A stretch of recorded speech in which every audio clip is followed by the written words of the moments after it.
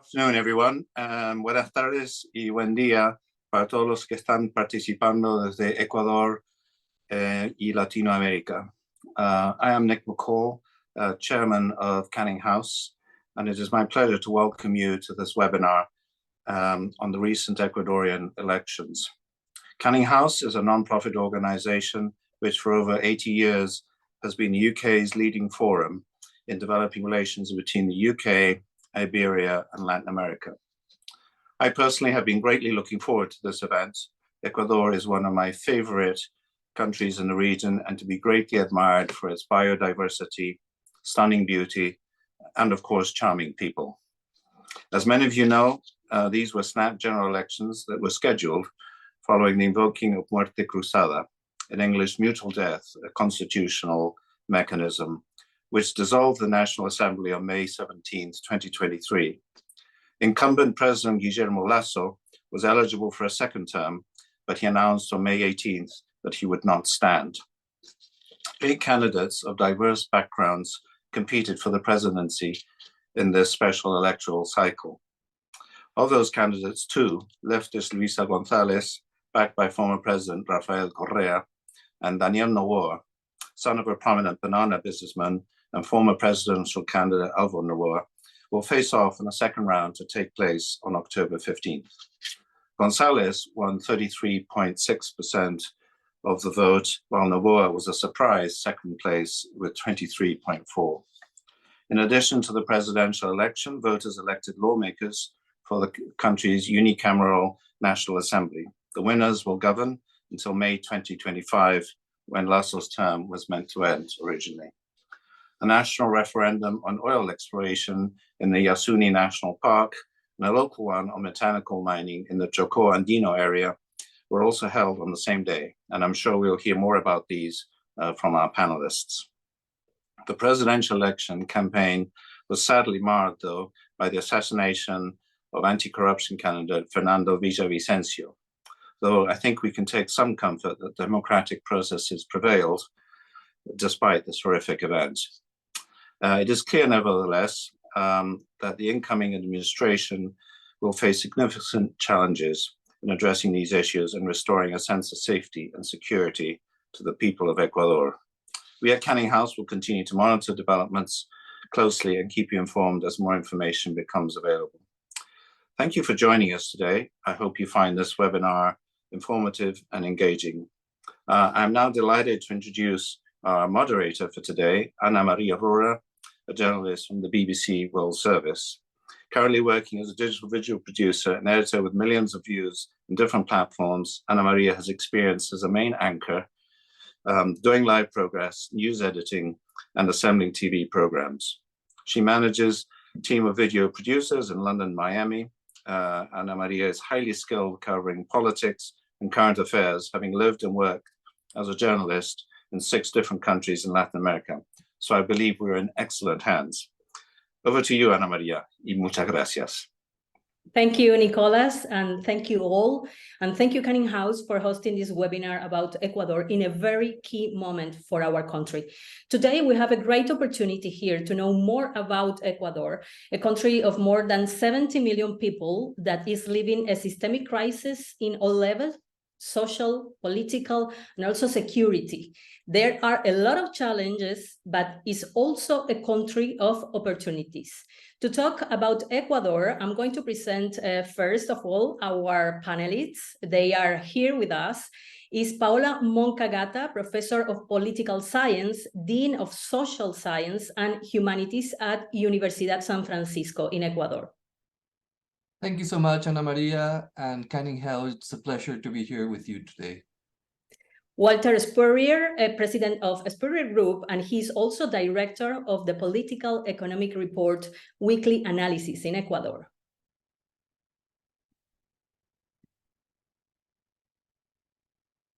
And we have Cristina Paez. She's Country Manager of Ipsos, Ecuador. Hi, Ana Maria. Delighted to be here.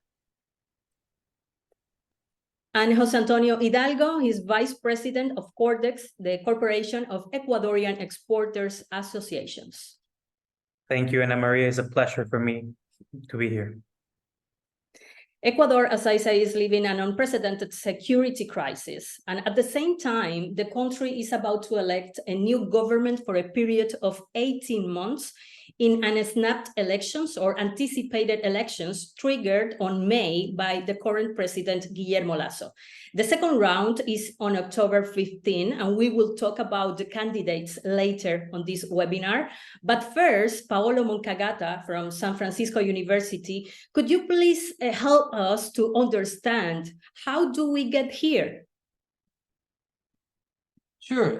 Well, again, thank you very much, Ana Maria. It is a pleasure for me to be here with my fellow panelists, as well as everyone from Canning House and the respectable audience. It is indeed necessary to provide a general background of the factors that have led to Ecuador's current situation. And for that, I will have to go back at least 15 or 20 years very quickly. I will concentrate on some of the political and social events and processes that explain where the country is at the moment.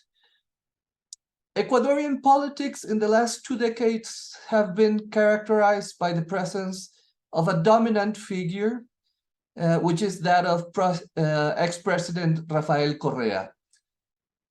Correa governed the country for a decade between 2007 and 2017. All of his mandate, Correa enjoyed very high levels of citizen approval, but during his last years in power, starting in 2014, there was a sharp increase in political polarization in the country. Two distinct groups could be distinguished: the pro-Correa or Correísta group and the anti-Correísta group, among citizens, I'm speaking. This polarization became very clear in the 2017 presidential election, where the then Correísta candidate, Lenín Moreno, won by a very narrow margin in the ballotage against runner-up Guillermo Lasso. It was 51% against 49%, approximately. Since then, the presence of this divide between Correístas and anti-Correístas has shaped Ecuadorian politics to a great extent. I have previously argued that it was this divide, which in political science we call a cleavage, which allowed the current president, Guillermo Lasso, to win the 2021 election in the second round. In that election, Lasso was actually a weak candidate who only obtained 19% of the popular vote in the first round against 33% of the Correísta candidate, Andrés Arauz. And while Lasso managed to win the ballotage with 53% of the vote, it was probably due to a vote against Correa than to a vote in favor of himself, a vote in favor of Lasso. It was sort of an anti-Correísta coalition happening at the voter level, while not necessarily at the elite or party levels, which allowed him to obtain the presidency. One piece of evidence in this line is the fact that out of the 137 members of the legislative elected in that election, only 12 belonged to Lasso's political party, Creo, less than 10%. This is important because it explains why, from the start, Lasso's government was very weak. Lasso only enjoyed high approval ratings in the first few months of his mandate because of a very successful COVID-19 vaccination campaign. But from late 2021 and since then, his approval ratings were very low. As I said previously, this probably has to do with the fact that he came to power not because of a strong popular vote in favor of him, but of vote against the Correísta candidate. At the same time that Lasso's government was struggling because of its political weakness and low citizen support, Ecuador was beginning to be severely affected by a tremendous security crisis. mostly related to the presence of organized crime and narco groups in the country. It is widely known that there are strong ties between the most important drug cartels in Mexico and organized gangs in Ecuador. As well, there is extant evidence on how Ecuador has become the principal port of export of Colombian and Peruvian cocaine to both the United States and Europe, principally the Netherlands, Belgium, and Spain. Through the operation of Albanese mafias established in the country, in Ecuador. It has to be said that this was not something completely new in Ecuador, but the increase in organized crime in the country in the last couple years has been exponential. Between 2021 and 2023, there have been 17 prison riots in the country, leaving more than 440 people killed in them. And this is where the organized gangs operate from prisons. The panorama in terms of violence and insecurity is bleak. 2022 closed with a homicide rate of 25 per 100,000 inhabitants. It's the highest in the country's history.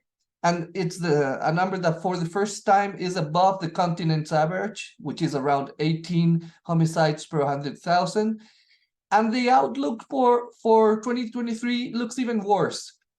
As of March 30th, there were already more than 1,300 violent deaths in the country, which would lead to a rate of over 30 homicides per 100,000 inhabitants. This rate is among the fastest growing rates in the region, if not the fastest, and one of the fastest in the world. The worst part, I would say, is that lately the increase in organized crime has begun to be felt in the political arena. Many political actors in Ecuador started to be kidnapped or murdered in the last 2 years. The more salient cases were those of Agustin Intriago, mayor of Manta, the second largest port of the country, who was assassinated the last July 23rd, and ex-presidential candidate Fernando Villavicencio, who was murdered on August 9th, just 11 days before the election, when he was leaving a campaign rally. In the middle of all this political and social scenario, now I'm going back to May again, President Lasso was facing an impeachment trial, being accused of embezzlement. Before he was actually impeached, on the 17th of May, the president invoked the very unique muerte cruzada, or mutual death constitutional clause, which allows him to dissolve the National Assembly and call for anticipated elections, both at the presidential and legislative levels. And these are the elections the country just had last Sunday. These political and social events and processes are just a few of the ones that have shaped recent Ecuadorian politics and that have led to the country's current situation. Also, although there are many details I have omitted and other factors that could be mentioned, I believe these are the most important ones and that they make up a decent summary of what has happened in the country in political terms in the last 15 years or so. Of course, we can expand on these details later or talk more about the electoral process currently taking place, but I will leave it here for now for the sake of time. Thank you, Paolo. And I would like to remember to our audience, thank you very much for joining this webinar. And remember that you can drop a question in our chat to participate with your questions in this webinar. At the same time that you talk, Paolo, about all these, let's say, social and political overview, but we have some macroeconomic indicators in the country that are positive. The State Department of the United States highlighted in a report this year the economic growth, for example, the control of inflation in Ecuador, which is the lowest in Latin America, or the low deficit, the lowest in the last 10 years in Ecuador. Walter Spurrier from Weekly Analysis, you are the specialist on this matter. Thank you. And could you please give us a general overview of the Ecuadorian economy and prospects and challenges for the new government, please? Yes, Ana Maria, and thank you for having me here. Hello, Nick. Hello, fellow panelists and everybody who's watching it. Modest, I think is the word they used, Paolo, but his presentation was excellent. I won't go as back as he did, 15 years. He did that for me. I will go back to 2020. In 2020, the Moreno administration, which is the one that followed Correa, with an IMF-backed plan, came to terms with creditors to overcome the indebtedness overhang, which was his inheritance from the 10 years of Correa administration. And so the debt plan, Ecuador got 6 years, from 2020 to 2026, to get its house in order. The debt was restructured, and the service of that massive foreign debt will get to be important since 2026. At that time, the pandemic struck, and Ecuador entered a prolonged lockdown. Now, as you know, Ecuador is dollarized, and it did not have an emergency fund. So Ecuador could not do as other countries did, stimulate the economy through monetary issuance, which is United States, Europe, and many Latin American countries did. Therefore, our economy contracted more, since we could not have those tools to fight the effects of the lockdowns. So the reason why our latest growth figures are better than in our neighboring countries is because we are climbing back from a deeper hole. Okay. The last administration took over in 2021. As I said, in 2020, we had this plan with the IMF, and he abided by the terms of that plan, which is improve fiscal finances so that in 2026, when the debt service would come back in full, Ecuador will be in a stronger position to meet them.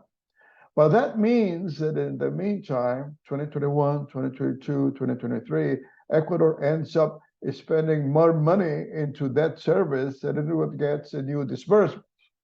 In other words, we're exporting money, and that means we're not using money for growth, but to paying out. So that's the reason why our climbing out of the hole is taking longer than for other countries. That our growth, we're just going back to where we were in 2019 with a much larger population. Now, the international environment hasn't helped. To begin with, in the recent years, the market that has been opening up to Ecuador, the one that has been growing for our exports, is China. And Chinese economy is now in the doldrums. Then international interest rates are up, so debt service is up, and the price of oil is down. And that means our oil exports are down, and our oil revenues are down. So in that terms, it doesn't help. The struggle that the government has against the fiscal situation, the international environment doesn't help. Now, as I said, we are dollarized. The net effect of dollarization is that salaries and social security payments are protected. They're not devalued or depreciated. Yeah. And dollarization is also the reason why we have a low rate of inflation, 2% a year, one of the lowest in the region and in the world today. So that's a good news. But the other side of the coin is that we have a stagnant job market. And the electorate takes for granted the good news and complains about the bad news. That's one of the problems. In the last administration is unpopular. And that's the reason why Lasso chose not to run in the snap elections. Okay. The new administration has a challenge to boost the economy, create jobs, while at the same time dealing with a gaping fiscal hole. And the 2023 deficit has been projected to about 5 points of GDP.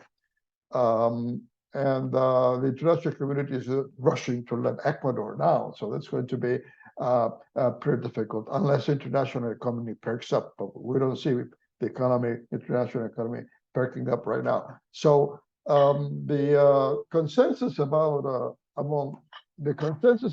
analysts today is that it's going to be a tough ride for a new government. And probably both presidential candidates are having in mind winning the next election after this month and a half. In other words, in less than a year, we'll be in new presidential elections. But it's going to be a tough ride. It's going to be very difficult, and it's going to be very difficult for the new administration to be seen as doing a better job than the last administration. In other words, closing the fiscal deficit and making the economy grow faster. So I think we could leave at that the current challenges of the new government vis-a-vis the tough economic situation Ecuador is going through.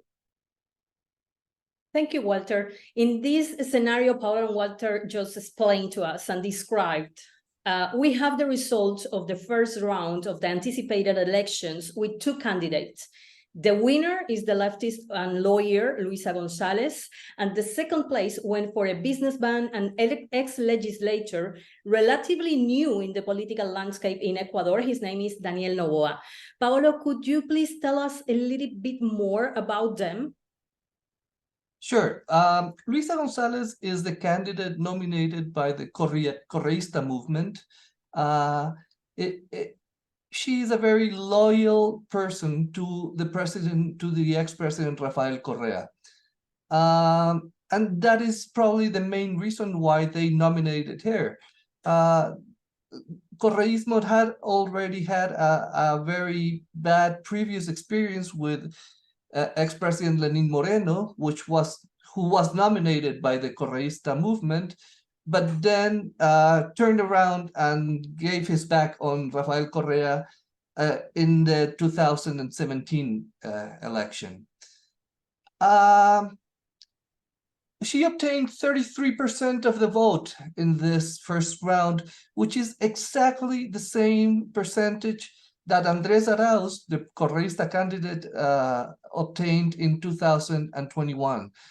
This makes us see that Correísmo is still the strongest political force in Ecuador, and has a very hard vote of around, I would say, 25 to 30%.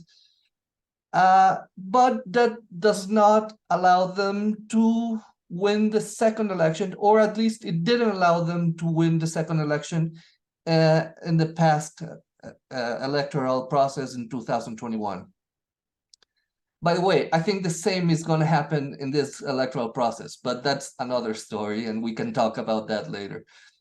The second candidate is Daniel Noboa, who could be seen more as an outsider to the political arena in Ecuador, even though he's not exactly an outsider, because, as you said, he was already a member of parliament, of the National Assembly, we call it here, in the last process, in the last election.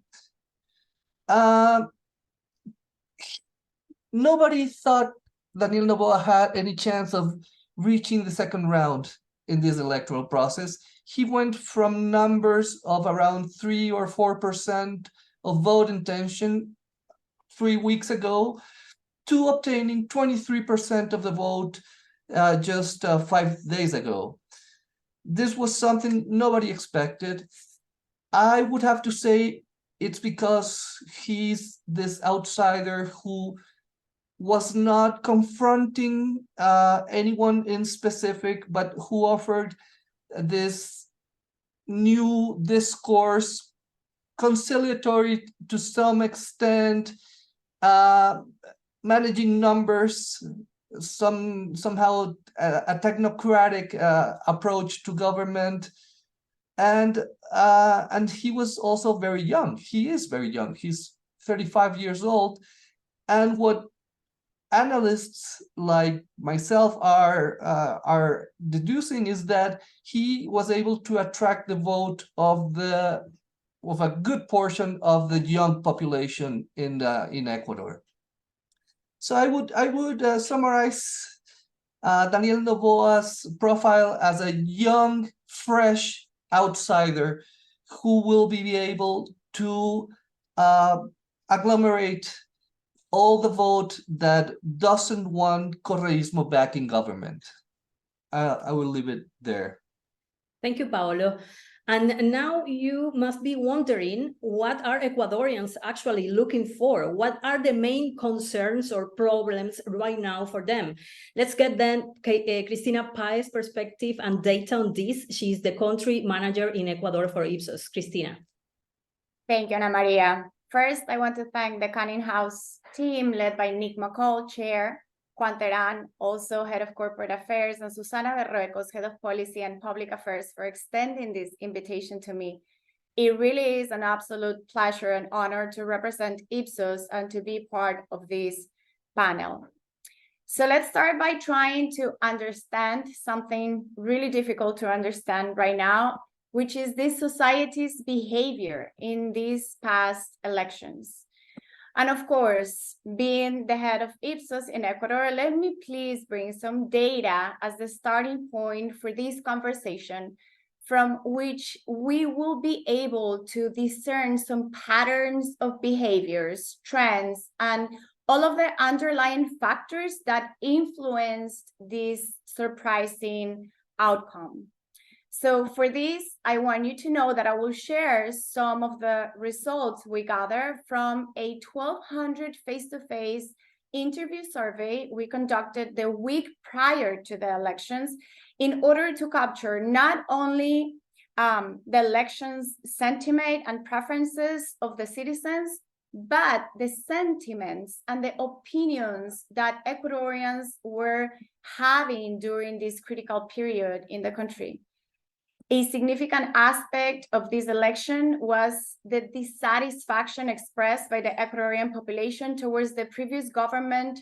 And this is something that my colleagues in the panel have already mentioned. And this is important not because we're evaluating their performance, but in a country with less than 1 in 5 Ecuadorians held a positive opinion about the former government's governance, one can think that what the country wants is something completely different from what we already had. So this negative evaluation is important in this analysis because it symbolizes a disconnection between leadership and what the citizens wanted in a specific moment in time, okay?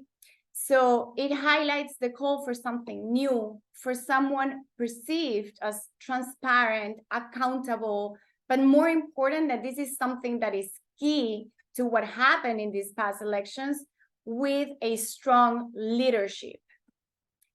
Add to this the lack of trust in government institutions. There is another survey we at Ipsos conduct every 3 months in regards to which institutions Ecuadorians trust.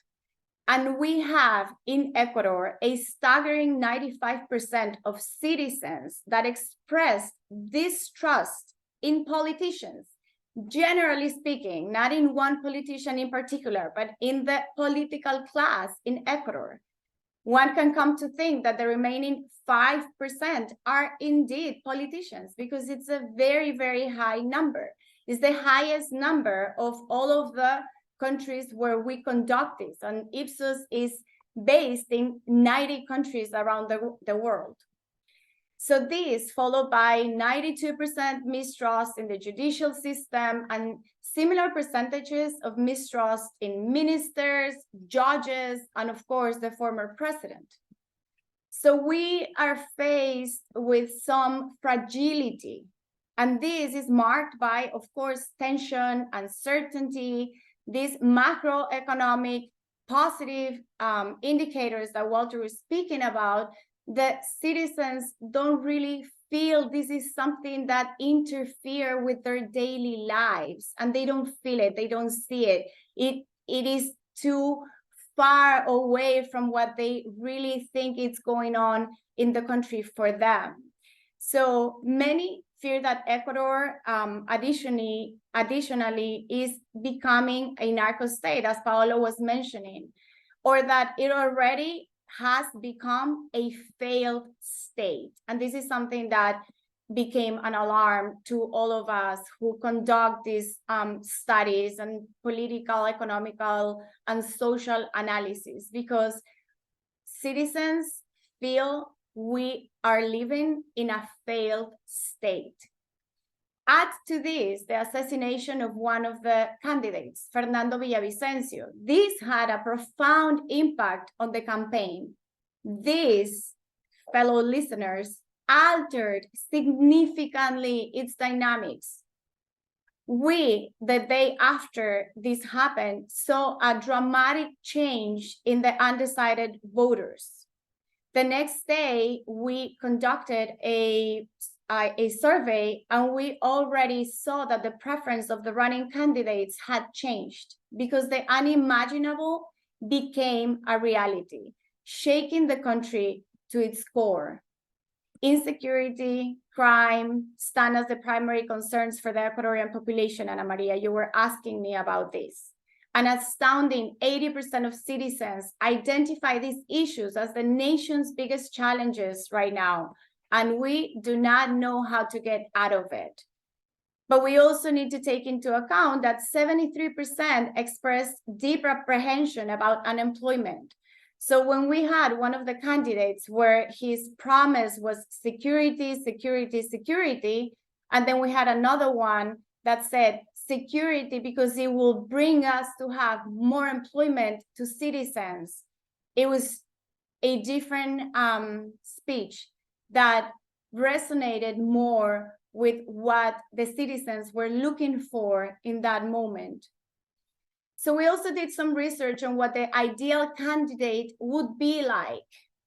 When it comes to the profile of the ideal presidential candidate, 90% of the population, and not only millennials or centennials, 90% of the population sought a young candidate from generations X or Y, because Ecuadorians no longer seek for experience, as they find political experience equal to corruption. Additionally, qualities such as determination, something poorly associated with the actual government, and strength were highly desired traits as well. So Novoa's sudden rise from polling at 2-3% to less than 10% 3 weeks prior to the elections to securing 24% was fueled by the unexpected impact of Villavicencio's death, of course, and a very strong debate performance that was in line with what the 15 to 20% of undecided voters were looking for, and with what some of the ones who had already thought they were going for made them change their minds. If you think about it, this new proposal is working around being seen as what a big portion of the nation was asking for, right? Young, determined, strong, non-political candidate, regardless of who are the two final candidates for these new elections. In closing, Ecuador's snap elections on August 20 served us definitely for a reflection of the nation's concerns, hopes, and desires. We are not facing a good time in terms of the nation's sentiment towards positivity and towards a bright future. Right now, we don't know what is going to happen to Ecuador. So the choices made by its citizens will undoubtedly shape the trajectory of Ecuador's future. And I think I'll leave it at that so we can discuss this further later on with some of the good questions that I'm already seeing in the chat. Thank you, Cristina. And in this context, what are the opportunities, also the challenges, of course, in terms of investment, trade, for example, in Ecuador? To answer that from a local perspective, let's listen to Jose Antonio Hidalgo. He is Vice President of Cordex, which is the Corporation of Ecuadorian Exporters Association. Thank you, Jose Hidalgo. Well, thank you. Good morning in Ecuador. Good afternoon in the United Kingdom. In this current scenario that Ecuador is experiencing with their early presidential election, political stability emerges as a key element for businesses and commercial activity to achieve the necessary momentum that contributes to economic growth. Without a stable political power, it is impossible to think that Ecuador can reach significant levels of growth profile itself as an ideal country for national and foreign investment, develop normal business activities, and promote massive flow of entrepreneurship, which has been among the objectives of the last few governments, but that has never been achieved. Precisely, we find ourselves in this scenario of early elections, as my colleagues has mentioned, and went deep into what has happened in the political arena in Ecuador. But this has manifested in political instability. In less than 2 years, there has been 2 attempts to impeach the president, nationwide mobilization that paralyzed the economy for a week and caused the loss of hundreds of millions of dollars to the country's economy. So we need stability. To this, we must add 3 pillars: legal certainty, responsible management of fiscal accounts, and a comprehensive plan to combat the country's security condition that we suffer as individuals and that is affecting the country's microeconomy. We need this stability because in less than 2 years, we will have a new electoral process, which will generate uncertainty. Investors will wait to see who wins now and what management model they will be applied.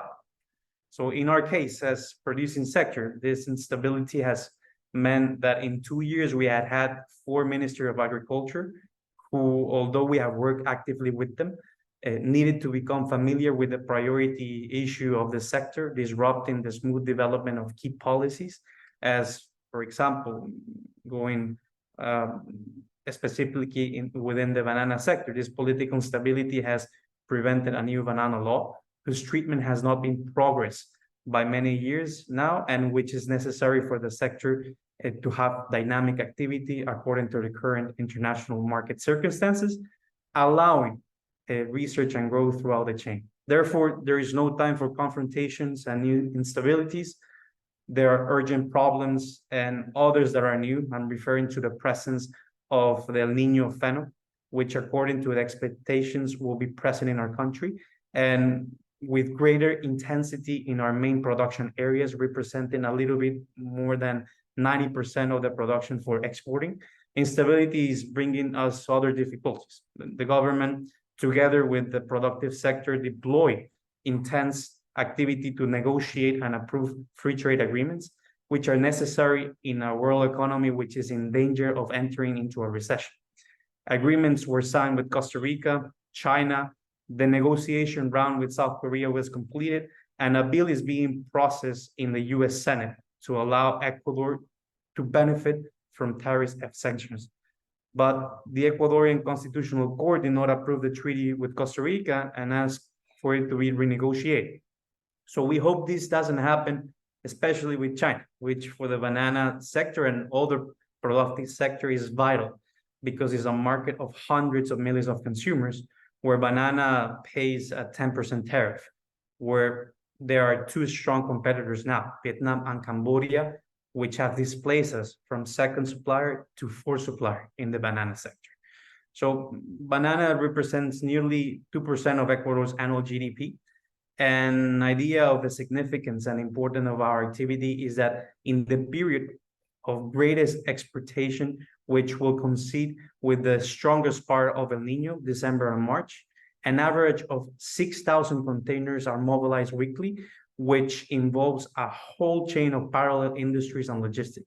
Although between January and July this year, the banana export grew 6.4% compared to the same period of 2022, the sector is still far from the export levels before the pandemic, in which we approached 380 million boxes.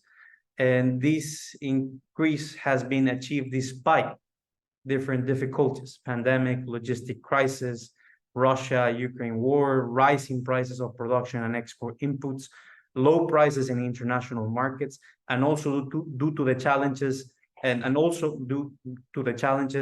the sector faces in relation to diseases. We are facing a huge crisis on Sigatoka right now, Moco, and in the future, Fusarium TR4. Here, the sector decided to face these new challenges to improve production by renewing no less than 5,000 hectares.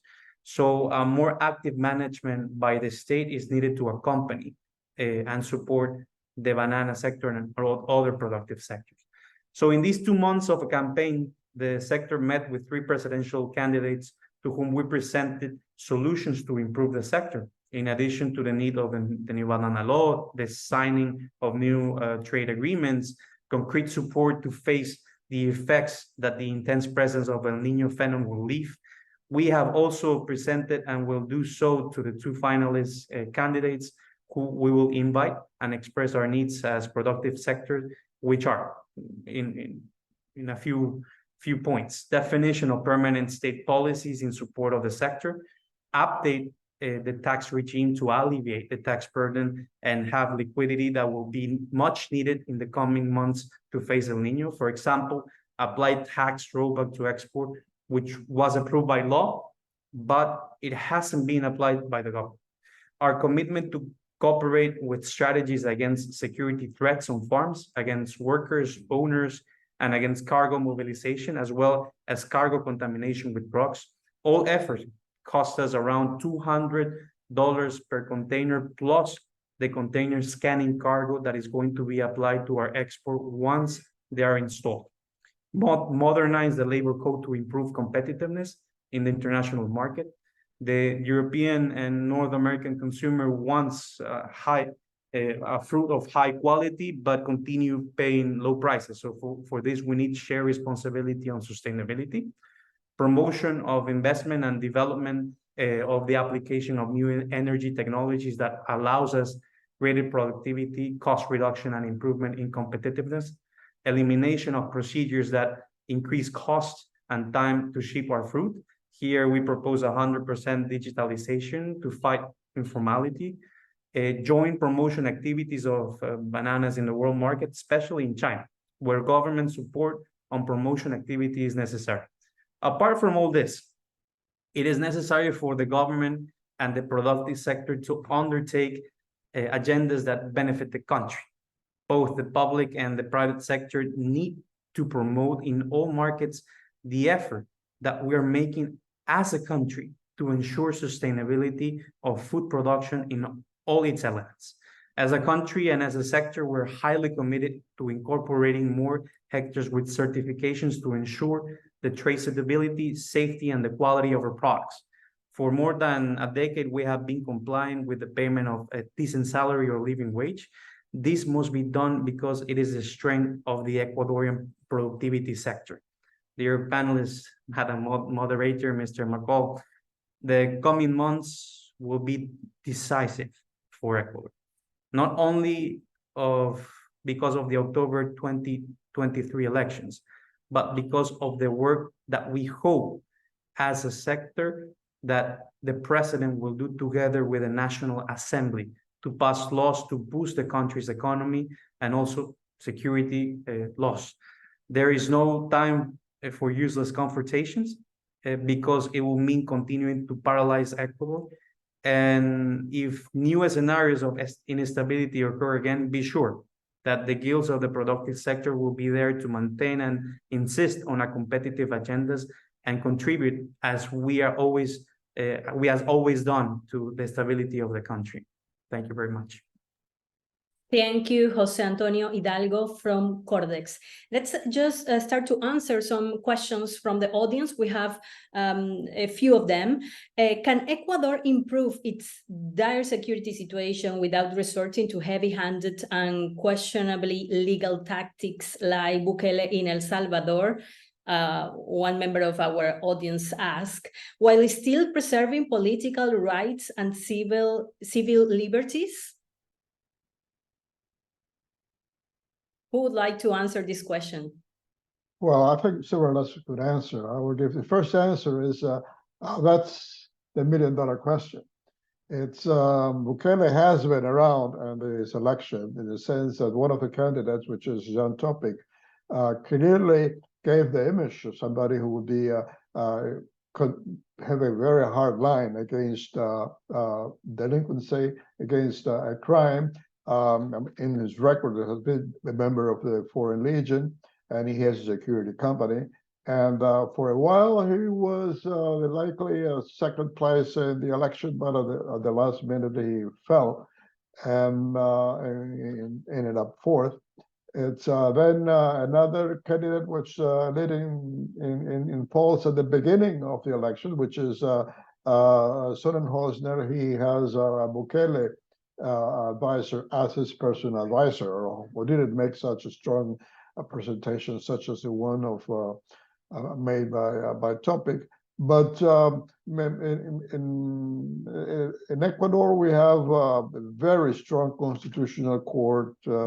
And then the court system in a way has been co-opted by crime, in the sense that they've been threatened and routinely leave criminals free. They leave them, don't put them in prison. So we'll see how the next government deals with crime, but it's uphill to control crime without recurring to Bukele-type tactics. I would grant that. Thank you, Walter. Christian Vallejo is asking how Ecuador looks like to the world with the decision to keep oil in the ground. It helps to the economic view. What do you think? Well, I'll take that again. I'll try not to monopolize questions, but it's. I think it's going to be a big hit. It means, first of all, that sales of $1.2 billion that we had last year in oil disappears. It's, in other words, all jobs related to that, all expenditures related to that, all government income related to that goes down. Banco Central estimates that that will mean a hit of 0.7% of GDP next year, and 0.8% of GDP this year, and 0.2% of GDP the following years. It's going to be very tough, and both Fitch and Moody's speak of a downgrading, not yet taking a decision, downgrading Ecuador's decision on that. Novoa has played down the impact of the decision on the Yasuni. I think mainly because she's appealing to young voters who are very pro-green policies. Risa Gonzalez has spoken against the decision, mainly because probably Correa and his team have a clear view of the economic impact that measures has. But it definitely means the deterioration of the outlook for the next government to handle the crisis. Lasso has just a few months left as an administration, and he says he's not going to abide by that decision. He doesn't have to. He doesn't have to do anything in the first few months of after the decision came in. But yes, and the international community will see that as a negative factor and would result in an increase in country risk. Let's ask now two questions that we have for each of the candidates. And they are asking you, Paolo, what can Luisa do or change in her strategy to win? And this is regarding one of the candidates from the Correísmo, Luisa González. And the second one is regarding Daniel Noboa. Do you think that having a young president like Noboa would affect the perception of Ecuador in the international arena? Thanks, Ana Maria. Well, I don't think I am the person to say what Luisa González should do to win the election, or at least not in this space. Maybe if they call me personally, we can speak, and I could give them my advice. I could talk about what I think is happening at the electorate. Because I see many questions regarding campaign strategies and what would happen in the second round. One person said that I made, let me quote this person, an imprecision, saying that Noboa has the support of all political parties. I have not said this. What I meant, and I probably expressed myself incorrectly, is that this sort of coalition of people that vote against Correísmo does not happen at the elite level or at the party level, but it happens at the citizen level. There is still a majority of citizens in Ecuador that do not want a Correísta government.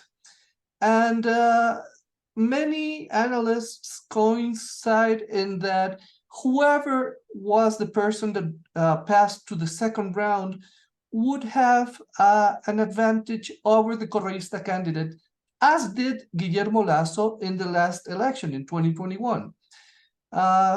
So even if the Correísta candidates win in the first round, this sort of coalition happening at the mass level would activate itself in the second round to benefit the opponent of the Correísmo movement. I assume this will happen in the second round this year too. And I think Daniel Noboa is even a stronger candidate than Guillermo Lasso was in 2021. He's a young person.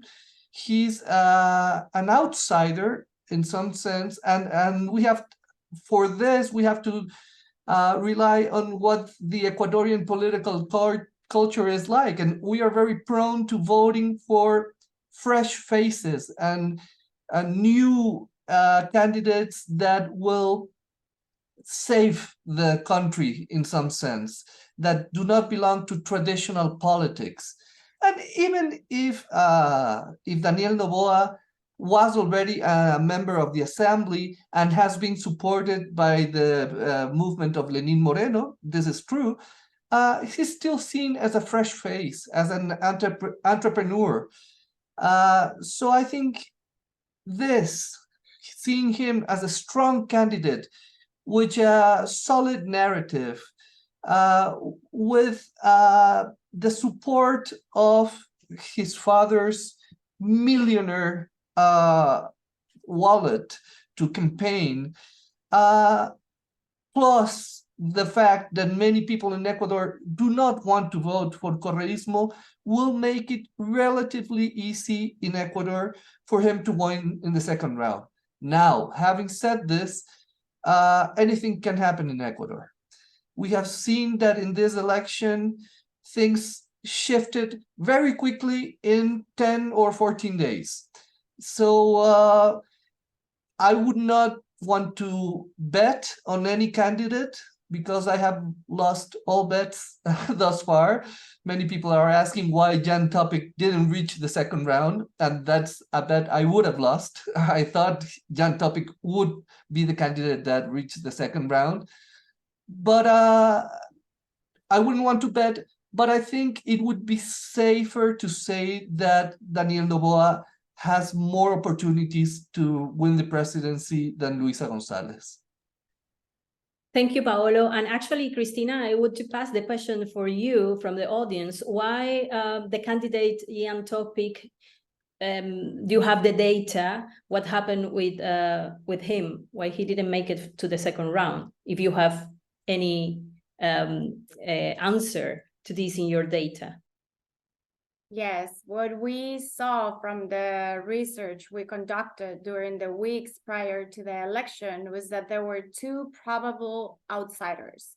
One was Daniel Noboa, and this is perception, right? Because as Paolo and Walter mentioned before, he had already been part of the political class before, but he was perceived as an outsider. So there were two probable outsiders. One was Jan Topic, and the other one was Daniel Noboa. But since Jan Topic was growing strong to be the second to pass on to the next round, Jan Topic was kind of like, he became the target of heavy attacks, where it was revealed, and truth or not, some elements that did not make him look good. His candidacy has been weakened by this day by day, even though his promise was around security. Also, something that was very important is that, as I mentioned before, he was selling security as the final objective when security for Ecuadorian citizens is a means to improve the economy, is a means to happiness, is a means to freedom, is a means to recovering the way we used to live before all of this came to happen. So due to all of the attacks and all of these perception of, okay, let's fix everything with bullets and with strength, Topic was no longer perceived as clean or safe. People were afraid. When you asked about him and his candidacy, people said, it is what the country needs, but I am afraid to give him my vote right now. And therefore, he lost or weakened his role as an outsider. I would like to add to what Cristina says, which is Novoa has since said that, and based on the experience his father had, that it's better not to be a front runner, but to come from behind. In other words, he's not the one that goes through to make the 100-meter dash, but just goes behind and at the last minute gets in first place. Now, what happens is that until very late in the elections, until practically the assassination of Villavicencio, there was a strong possibility that Luisa Gonzalez would get 40% of the valid vote and would outright the presidency. So all the candidates were targeting her, and she started to come down because one of the weaknesses in her campaign is that her presidential running mate, vice presidential running mate, and former presidential candidate from Correísmo openly bragged about they were toying with dollarization, and that became an issue. And then, but Rafael Correa is a very shrewd candidate, very shrewd politician, and he came out in the media and said, there's going to be a runoff. There's no way Luisa is going to win in the first round. And therefore, all the other candidates stopped gunning on Luisa because she was going to be anyway in the runoff and gunning against each other. And of course, they gunned more against Topic, which was running second. And one of the charges against Topic is that he was a Correísta in disguise. After all, there was a relationship between his firm and former Vice President Glass, who has also been condemned for corruption. So he dropped on that condition. This was not a valid charge because Topic has since come out against Rafael Correa and it's backing Novoa. But that cost him, I think, that cost him. In addition, true crime is a major issue in the campaign, but as important or more important is the economy, the question that Anna asked me. And when speaking about crime all the time, he did not talk much about employment, while Novoa put much stress on jobs. And so I think those factors contributed. Of course, this is a Monday morning quarterbacking, but I think it buttresses Cristina's presentation. Thank you, Walter. Just one thing, we need to take into account that 67% of the population chose something different. So it's aligned with what Walter just explained. As just to complement the different responses, and as a millennial, we don't want to see confrontation, traditional negative campaign to opponents. We like to see clean fights, concrete projects, and proposals to battle security, to battle the security issues, unemployment, and how we can make our country competitive. And that's what we want to see. Thank you. And just a last one, as you know, during the election on the 20th of August, the Ecuador also vote yes or no against the exploration and continued exploitation of the oil in Yasuni and in mines in the Choco Andino. And the yes won to preserve the oil and not continue with the exploding oil in this area. What do you think now about the government doubting the constitution and saying that are the inhabitants of the area who has to decide on this and not the entire population? I have written about that, and the point is that there's a not very clear procedure used by the Constitutional Court in making it's called, because there are two consultations, both regarding extractive industry, and then they made the one on Chocó Andino only for the Quito County, which Chocó is located, and then they made the one on Yasuní National. The province where Yasuní is located, Orellana, voted no against dismantling the oil industry because they live of it. And so why is one consultation national and the other consultation is local?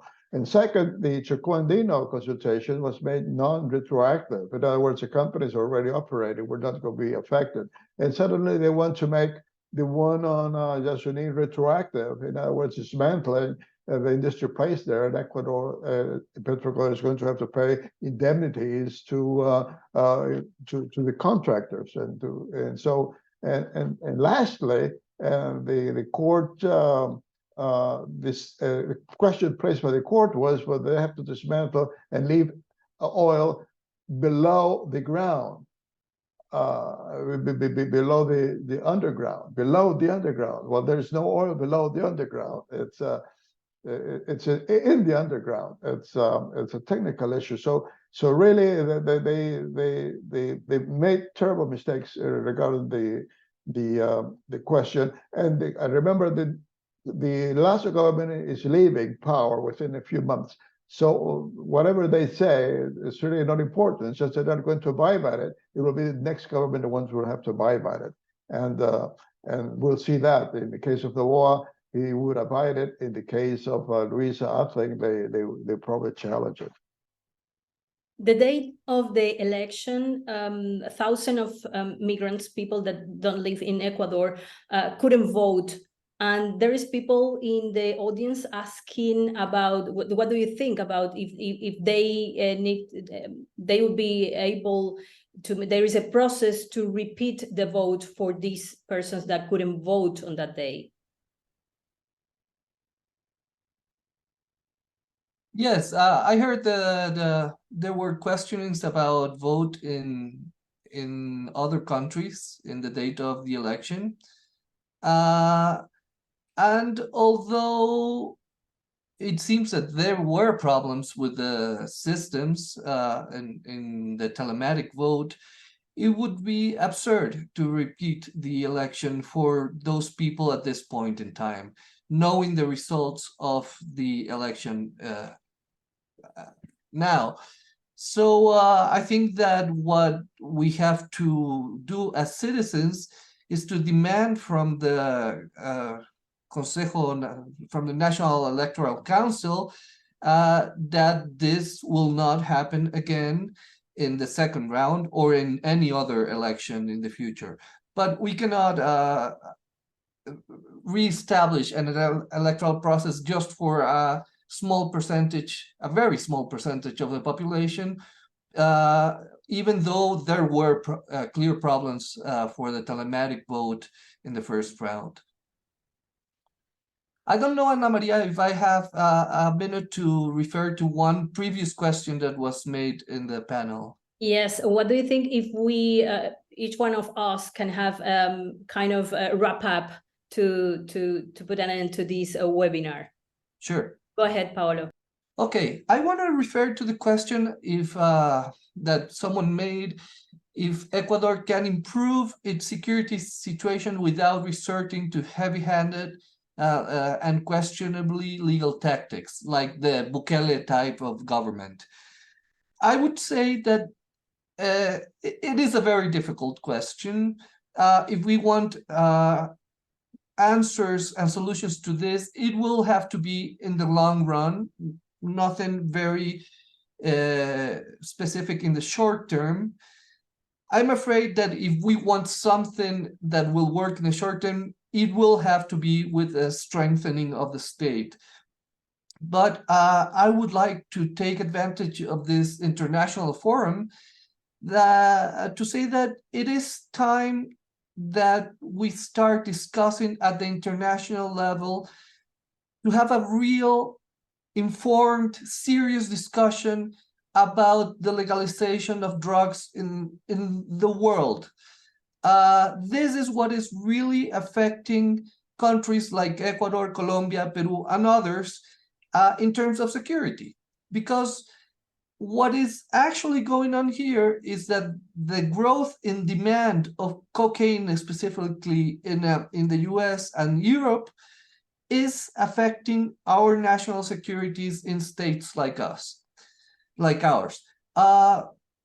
So even while our small states in the process of development could do something to strengthen our security and to improve our situations down here, this has to be a discussion to be held worldwide at the most important international forums. Thank you, Paolo. Jose Antonio, please, a takeaway. Oh, in that sense, I would call upon in the security issues and the war on drugs is that there has to be a co-responsibility. You know, this is supply and demand, and we need also to see what the markets are doing, and for example, campaigns to reduce consumption. You know, and that's one of the big calls that we need to see. And to wrap it up, I'll repeat what I've concluded. For us, these coming months are decisive, and not only for the elections that we will have, but on the work and working as a team with the president and the National Assembly to surpass all these challenges that we have, especially economical and security. So we need also to call upon and nationally that we don't need more confrontations, because this will be continuing paralyzing our country. And what we need is to call for stability and to work together with all the powers that we have here in our country. Thank you, Jose Antonio. Cristina. Yes, Ana Maria. Well, this event has been a really valuable opportunity to delve into what Ecuador's electoral landscape is looking like right now, its political dynamics, and the implications these will have for the nation's future. Thank you once again for your dedication, Canning House, to promoting informed discussions like this one and advancing the cause of democracy, to putting the scope into our countries in the Latin American region, to let us share our voice. And my goodbye wish would be to continue listening to the people. Let's go out there. Let's leave our desks and really listen to what Ecuadorians need, what they want, what they're craving for, because this next couple of years will be decisive for a more brighter future for all the citizens that were still here in the country and that we don't want to leave just because we're facing uncertain times.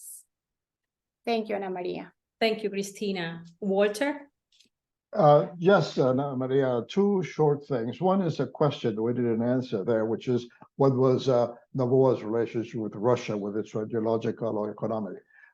Russia is a huge market for Ecuadorian bananas. Russia buys more bananas from Ecuador than the United States. Also a huge market for roses and for shrimp, so it's a business proposition. The second point is, to end my presentation, this situation in Ecuador is like a script written by Alexandre Dumas. Remember the Count of Monte Cristo, and 20 years after.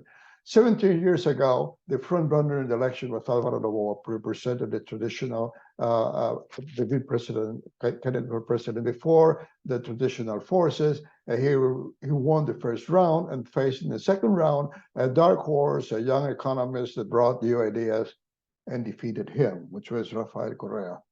Now, 13 years later, the son of Alvaro Novoa is running with fresh new ideas, is much more connected to all of his woke agenda and ecology and minorities' rights, and more attuned with international tendencies. And he comes up from being a dark horse and faces a Correa candidate, which today is the old hat. Welcome, Alexandre Dumas, in Ecuador in 2023. Well, thank you all our panelists for to be participating here, and thank you all that sent us all the questions that you had today in this webinar. At the beginning, we said that there is a systemic crisis in Ecuador as a new government will be elected in the next weeks. It seems clear after the debate that we had today that systemic solutions are needed too. As you mentioned here today, to tackle not only insecurity and violence, but also the root of these problems. We also saw how in terms of economy, the country has good macroeconomic indicators and opportunity for investment, but also challenges that has to be, we have to deal with that.